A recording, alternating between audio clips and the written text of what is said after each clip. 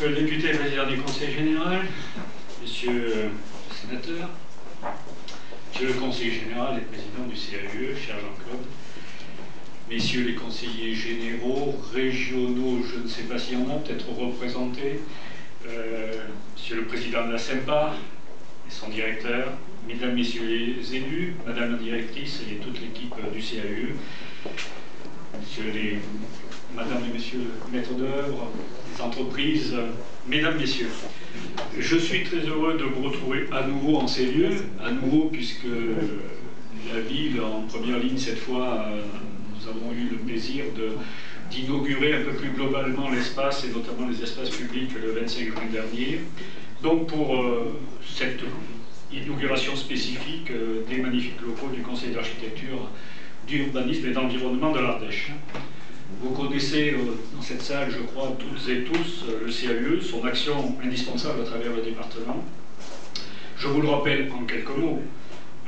Depuis la promulgation de la loi sur l'architecture du 3 janvier 1977, le CAUE de l'Ardèche a pour mission, et c'est une mission de service public, de promouvoir la qualité de l'architecture et de son environnement.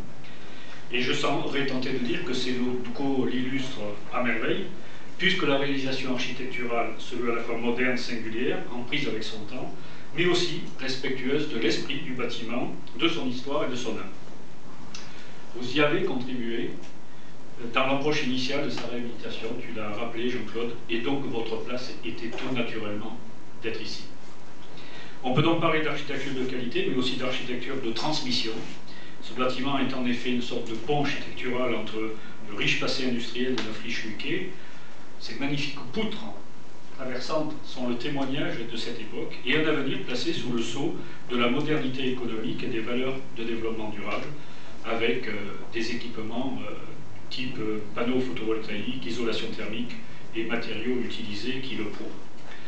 Cette architecture s'intègre par ailleurs au cœur même du projet urbain de la municipalité.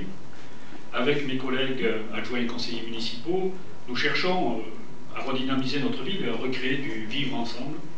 Et ce bâtiment symbolise cette volonté en reliant la ville haute et la ville basse et en rapprochant deux sous-ensembles urbains pour retisser les liens entre quartiers et rendre la ville et ses services plus accessibles.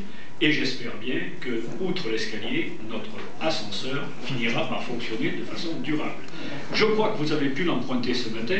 Je vais vous dire, hier soir, moi je suis arrivé pour la conférence du CAUE, et j'ai essayé, et j'ai pas pu monter, mais peut-être que c'était fait exprès pour me faire un peu maigrir en m'obligeant à prendre l'ascenseur, l'escalier. Bref, une architecture de qualité, une architecture de transmission, une architecture de lien social, voilà ce que ce bâtiment exprime, et ce que l'on peut également trouver au cœur même des missions, qui sont celles du CAUE, qui sont les vôtres. Je vous souhaite donc, au nom des habitants de Privas, la bienvenue dans ces nouveaux locaux, où nous sommes ravis de vous accueillir. Et si vous permettez un instant de mettre mon costume de sénateur, c'est à peu près le même, je dirais également, au nom des 339 communes ardéchoises avec lesquelles vous êtes amenés à travailler et que je représente aussi, que nous vous souhaitons un bon travail dans ces murs pour mieux servir les collectivités, mais aussi les Ardéchois eux-mêmes. Enfin, pour citer et copier un grand auteur allemand, je ne devrais pas parler de copie sur le lendemain du vote définitif de la loi Hadopi, mais je m'y risque quand même. Je dirais avec Goethe que l'architecture, c'est de la musique figée. Et dans notre cas, une musique intemporelle, universelle, et en l'occurrence plutôt animée. En bref, une musique qui pourrait figurer au programme des Journées européennes du patrimoine 2009, qui se déroule cette semaine, comme Jean-Claude Tournaire vous l'a dit également. Car cette année, la mairie de Privas et le CAUE vous proposent, à l'occasion de ces journées, de redécouvrir par l'ouïe notre ville et son patrimoine par son environnement sonore. Élaboré en partenariat avec l'artiste sonore Didier Beauvallé, les services de la mairie et l'équipe du CAUE, et j'en profite bien sûr à mon tour pour remercier sa directrice Isabelle Bon et l'ensemble de son équipe, et bien sûr le président Tournaire, pour cette expérience unique et originale, qui est l'occasion donc de réécouter, les yeux fermés, peut-être, ces bruits du quotidien, ces bruissements urbains qui forment notre patrimoine sonore. En donnant à entendre la ville et ses diverses sonorités, plus ou moins perçues, plus ou moins agréables parfois, nous espérons démontrer que chacun à sa manière est acteur de la cité et participe pleinement au vivre ensemble et à l'exercice de la citoyenneté avec les exigences que cela implique.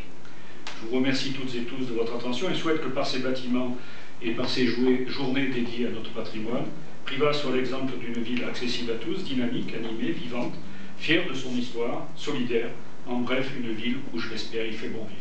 Merci de votre attention.